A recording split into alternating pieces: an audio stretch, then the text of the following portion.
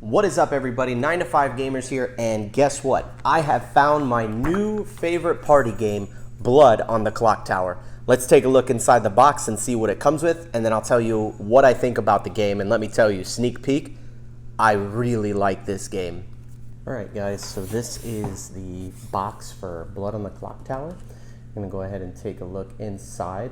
It is a really big box, and that's because this box actually turns into a little book that you have, and this is felt on the inside here, and this is so that you can see all of the different roles and things.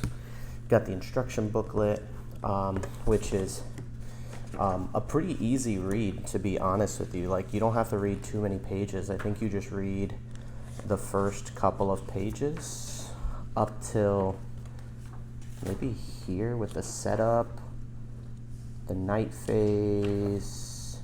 Yeah, you just read a couple of pages, and then there, ending the game, this is where you stop.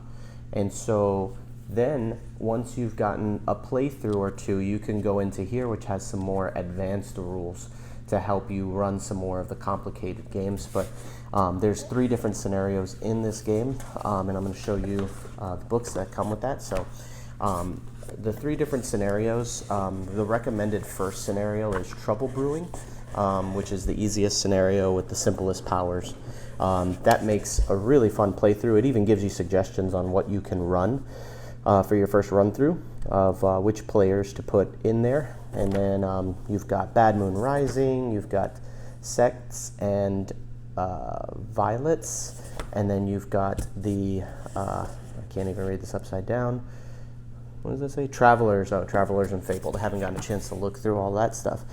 Then once you get under there, you got a bag, and this bag is going to be full of all the like tokens for like the minions. You are the minion. You are this player is did not vote, stuff like that. And then it's got like the little death tokens, and you can just keep that in the bag. And then this bag is used for picking the rules out randomly. Then you've got these boxes, and each of these boxes, when you open it up, has a bunch of little tokens inside with different abilities and stuff like that. So that's what these are for. And then there's some extra tokens, of course, on the sides. These are the life tokens, these are the voting tokens, and that's where I keep all this stuff at. But that's just for that one. And then once you pop all the pieces out, it's relatively easy to assemble where they go and know where each of the pieces goes. If not, there's a really good online tutorial that I watched, and I can maybe link that in the description so you guys can see how to organize this thing better. But yeah, these are all the tokens go for Trouble Brewing. So whenever you play that scenario, you take this box out, and then you put it at the bottom over here in the open position, obviously. So you could just take this, you can put it open like that, and then just put it at the bottom of the grimoire. It comes with some clips, some clamps that you can clamp this together so that it doesn't move. And then you put all your tokens and stuff for the scenario you're doing. Then you've got Bad Moon Rising, which has its own group of powers and minions and evil players. And then you've got Sects and Violets, which is the last scenario, which is probably the most complicated one. As you can see, this is where all the pieces go. So that's that for that thing there. And then it comes with some packages of player cards, and these are so the players can deduce who's who while they're playing the game. This basically shows all the possible roles that can be in the game, but you only select however many there are for how many people are in the game. So obviously there's going to be a bunch that are left out, so it makes the game a little more of a guessing game, because if you pick only 6 of the townsfolk from here, an outsider, a minion, and an imp, and that's how many players you have, then there's a whole bunch of roles that could potentially be in the game. It also gives some bluffs to the evil players, so they can bluff as one of the players that's not in the game but pretend to be a townsfolk. So this is the list that you give. It comes with like 20 of them. There's a ton of them there. That one's for Trouble Brewing. You give those out to the players, and then you've got the other 2 scenarios that are there. Then you've got these, which are a little longer than those, and this is for the actual grimoire. This is the rules setup sheet for when you're playing the game. And so if I can maybe take the trouble brewing scenario, like for trouble brewing, this one tells you who acts at night, who does what at nighttime. This one's for the first night. On the first night, these are all the people who have powers that activate. And then in the rest of the nights, these are the ones who have their powers that activate. And then you just put little markers next to them to determine which of them go next. Okay, so that's for that. And then over here, you've got a stand for the grimoire, a little stand that you can do. And then you've got the blood on the Clocktower little piece over here. This one has the other side where you can put all the life tokens and stuff like that. It looks like a horror game, but it's really not. But it is very, very fun. That's all the components that come up here, and I'll show you more about how all the game operates and stuff. But that's all the stuff that comes in the box. And then once it's time to put it all away, you can just throw all of this there. All of these fit in there like so. And then this one, you would just pull out the thing like that. And then all the pieces of the bag go here. And then just put all these back in the rule book. And then that is it. Blood on the Clocktower. That's all that comes in the box. So take it back up top and let's tell you what I thought about the game. Now that you guys have gotten a chance to see all the components inside of the box, let's talk about how the game plays. This is a social deduction game. It is I guess a party game, but man, it doesn't feel like that because party games tend to be quick. This one can go quick, but I'll tell you what, man, this game can last a long time and people will not feel it. This can play with, I think, about 20 people, although I've heard from some people not to play with that many because it's just too much for the game. But you can play with a lot of people. But this is, like I said, it's a social deduction game where you're trying to find and catch the demon. So basically the story is that in Ravenswood Bluff, there's this town, that's the town of Ravenswood Bluff, and when everybody goes to bed, when they wake up in the morning, they find the storyteller dead. And so one player is the storyteller, and they have this big grimoire with this stand that it comes with. It's on a stand, and they have to keep this hidden information because all this information is hidden only for the storyteller.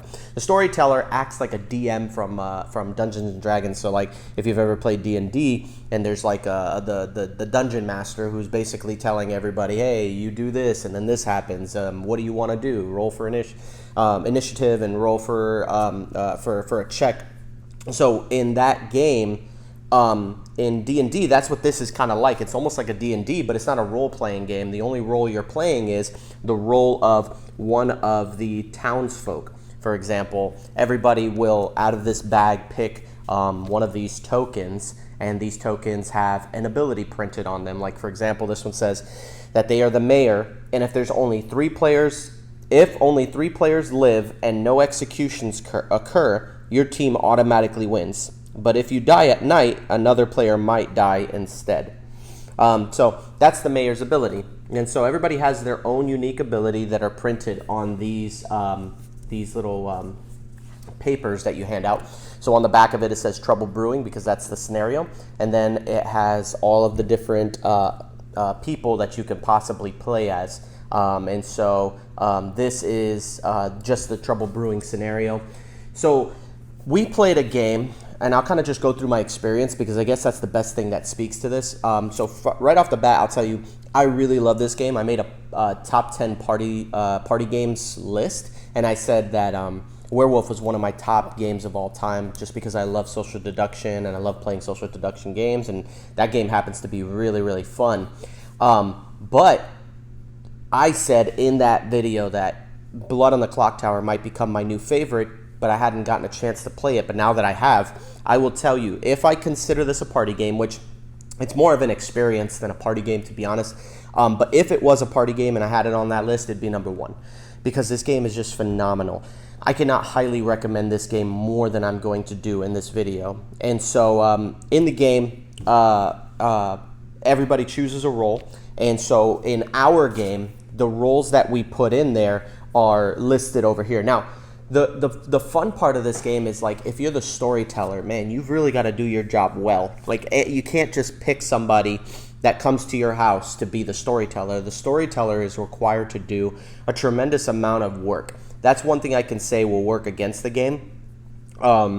If you're just not good at putting together puzzles, I almost feel like you have to be kind of like an escape room generator, right? Like, it's like you were planning your own little escape room in a box, and then you have to try to make everybody go against each other. Storyteller's job is not to make sure that one of the teams wins, because there's the evil team and the good team. The storyteller's job is to make sure that the game stays balanced. And so what the storyteller will do is, before everybody comes over to play, they will create a game with a set amount of roles in the game. And so the storyteller's job is to mainly just make sure that the game stays balanced by providing enough information for the good team so that they have enough information to figure out who the evil team is, but also enough lies and twists in there so that the evil team can possibly win. And so one of the scenarios that it recommended that we start with was this one that I have displayed over here.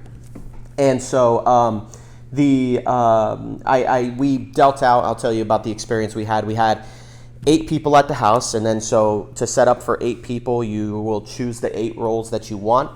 There is another sheet that is over there. I should have grabbed it, but it tells you, basically it'll tell you if you're playing with 8 people, you want to have 6 townfolk, 1 minion, and 1 demon player. Okay? The demon player is the one that the good team is trying to find. If they can deduce and figure out who the demon is, then they will basically win, because at night the demon went around, they killed the storyteller at night, and now they're trying to figure out in the daytime what happened last night, who killed the storyteller, and then that demon every night is going to wake up and kill another townsfolk person. And so the demon is the one that the people are trying to kill. If you kill the minion, you don't kill the demon, you didn't win. You have to kill the actual demon player. And so, but the minion does their job, has an ability that helps to disguise who the villain might be, who that demon might be. And so they work together, and they know who they are. There are some scenarios in which they won't know, because there's a specific role, the poppy grower, who their ability is that the minions and the demons don't know who their minion and demon are. And that's a really tough thing to do, because it's kind of like, with that information, at least I know who to work with and who I can talk to. So at the beginning, we go through this little thing, we go through a night phase, and then during the day everybody's allowed to speak, but at night everybody's eyes are closed. You put on some music, you can let them chit chat while their eyes are closed, they can talk to each other. It actually helps out to reduce the noise. I was walking around in socks just so people didn't know where I was.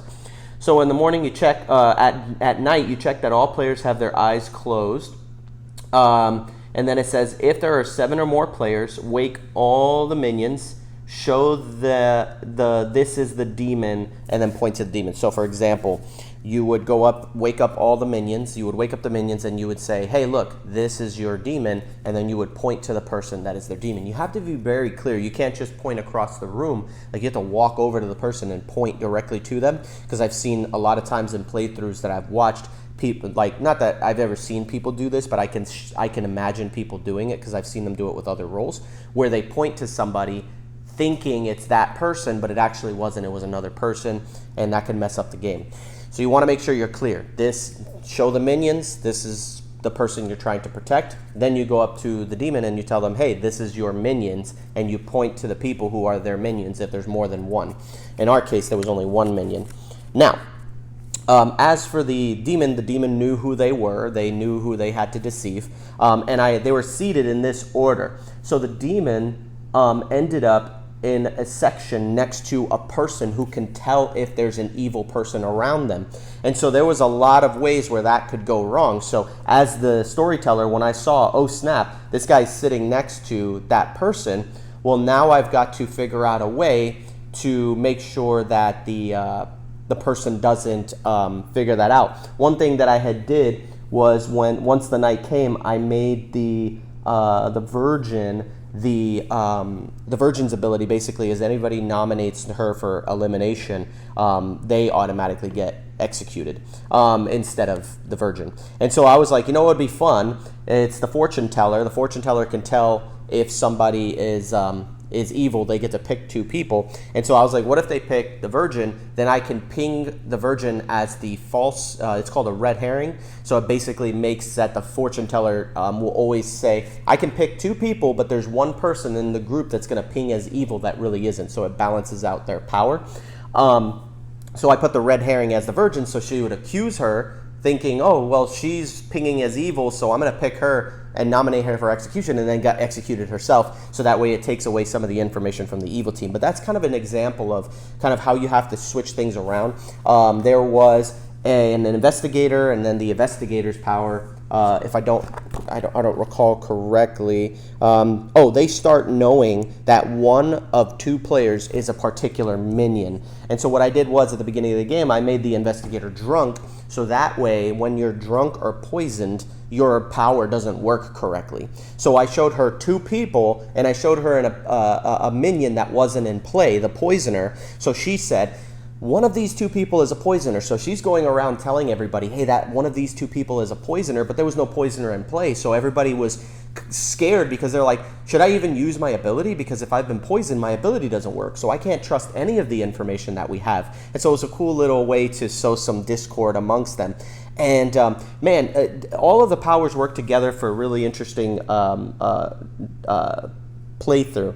And then I gave these three bluffs to the demon. So the demon in werewolf, you kind of have to guess. Like if you're the werewolf and you're like, oh snap, I'm the werewolf, and there's no other werewolf in play, I can at least grab one of the cards from the center and know a role and say, well, I am that role. But if you don't, you have to just kind of say, oh, well, I'm the seer. And then somebody's like, that's not true, I'm the seer. And then it can kind of derail from there, and you really got to lie and get aggressive with it, which is one of the things I don't like. But in this game, I love it because the demon actually gets three bluffs. And they were given Slayer, Soldier, and Monk. And so what they did with those three bluffs is they're able to take those and show them to the minion and say, hey, well, they don't take the actual discs, but they remember the rules, and they say, hey, these are the three bluffs that I got. You can take one and I'll take the other. And so they gave their minion, the Scarlet Woman, they gave them the Slayer. And so later on in the game, the Slayer's ability says that they can kill one person, and if it's the demon, you automatically win the game. That's a really powerful ability. It's one that you don't want to tell people about, because if the demon finds out that there's a Slayer, they're going to kill that person quickly. But it's just a bluff. So the Scarlet Woman is actually a minion, so she can say she's the Slayer, and she can proclaim that she's going to kill somebody, but her ability isn't actually going to work because she's not actually the Slayer.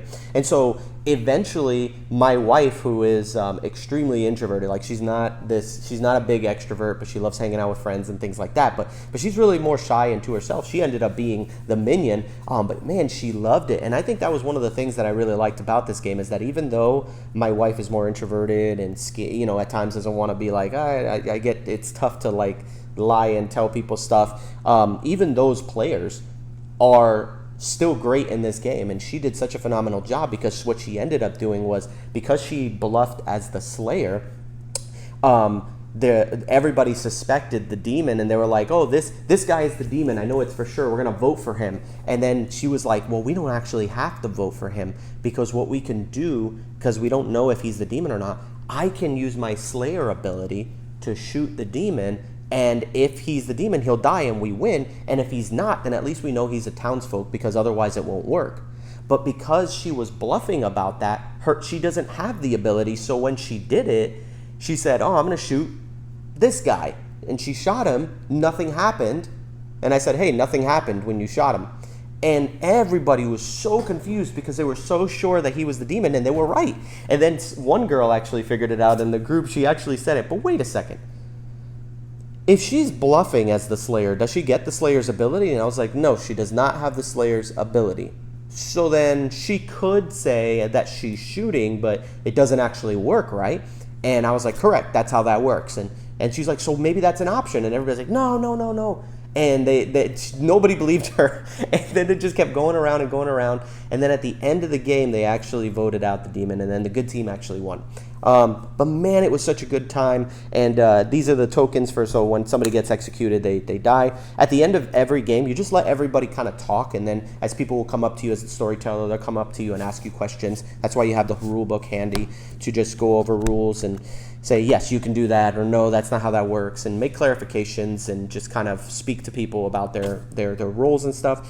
But yeah, so every night they have to execute somebody. They don't have to, but if they do, that's good, because at least you're trying to. So I was like, how are you going to execute the demon? Every night the demon's going to kill somebody, so they wake up in the morning and somebody was dead, and if they don't execute, they're never going to find the demon. So one by one, everybody's dropping like flies, except for this guy and his imp minion. And so everybody's dying off, and eventually it got down to the wire, and they ended up voting out the right person.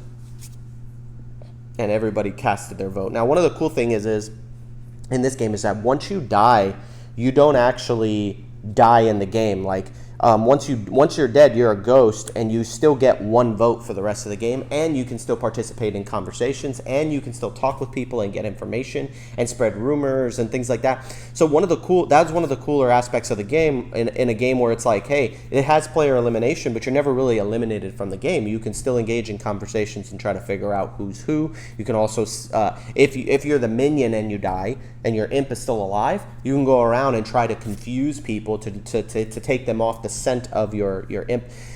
I think the more you play this, the better at it you get, and the more you start to learn the roles, the more you start to go, oh, okay, well, there's this person in play, and then there's like these roles that are kind of crazy. For example, the saint.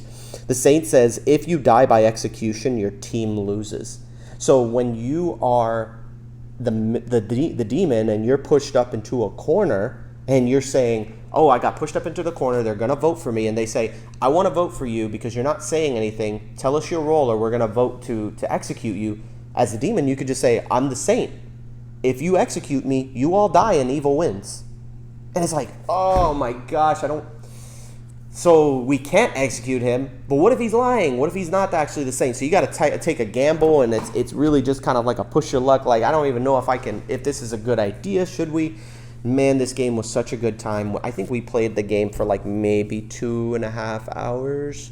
We were playing a game, and we just kept playing and playing and playing, and then eventually the good team ended up winning. But man, it's such a fun experience, and I really enjoyed being the storyteller.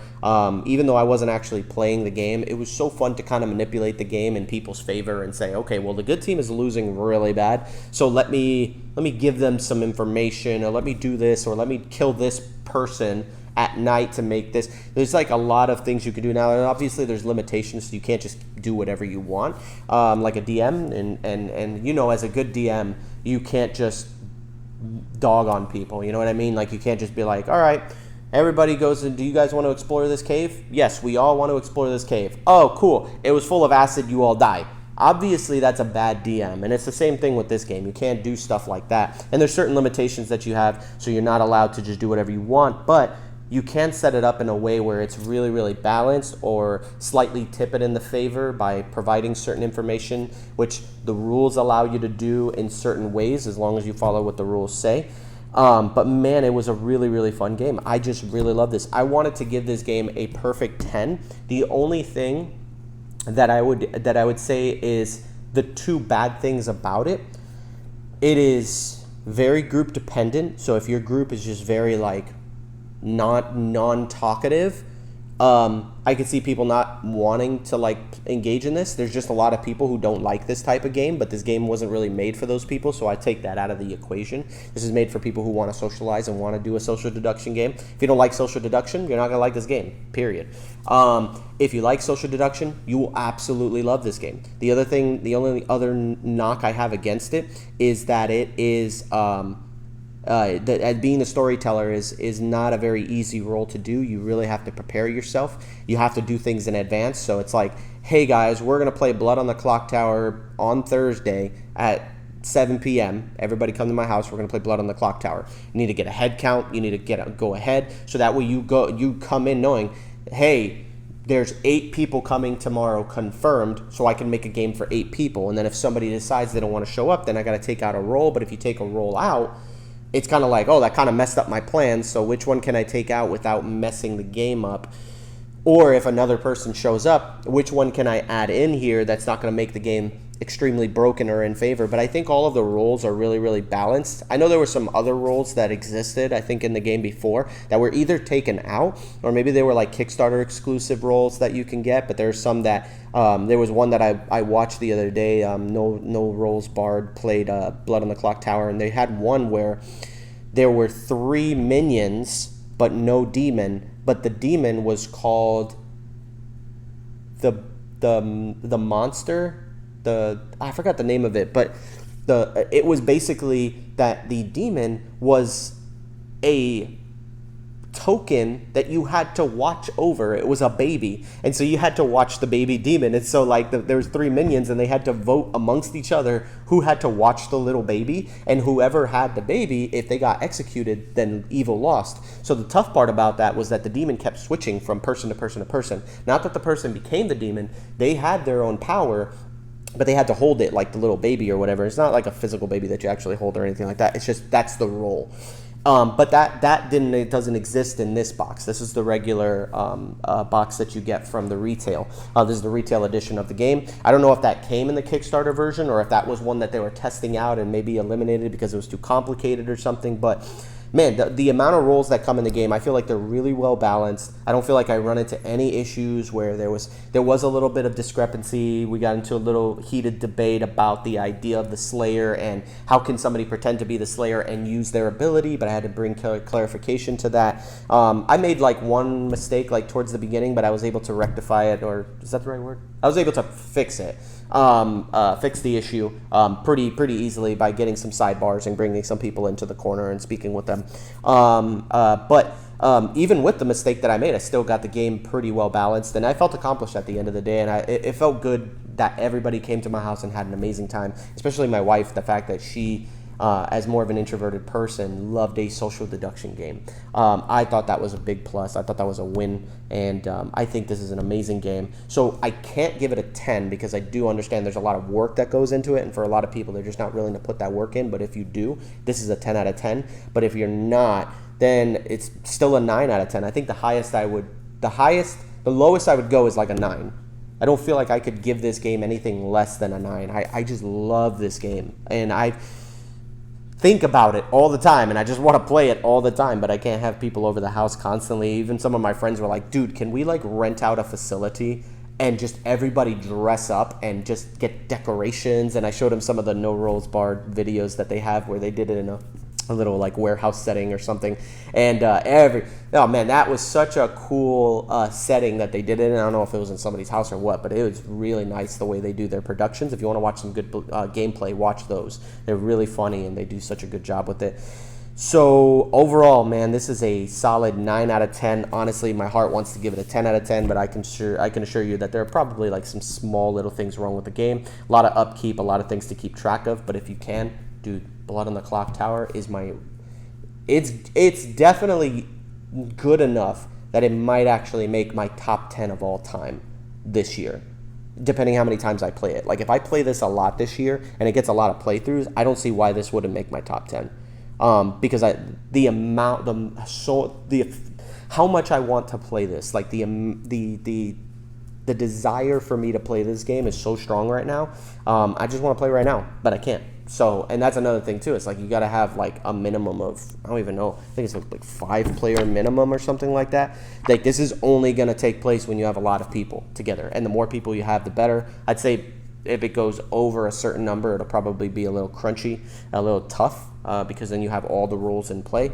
But man, this is such a good game that I could not highly recommend it more. It's a bit expensive. It's about $150 if you buy it in retail. I think there's some retail stores that were selling it for $120. If you wait a little bit, maybe you can get it a little cheaper, but definitely worth getting. I would highly recommend this to anybody who likes social deduction games. Anyways, that's it for this review. Hope you guys enjoyed it, and I will see you guys later. Take care.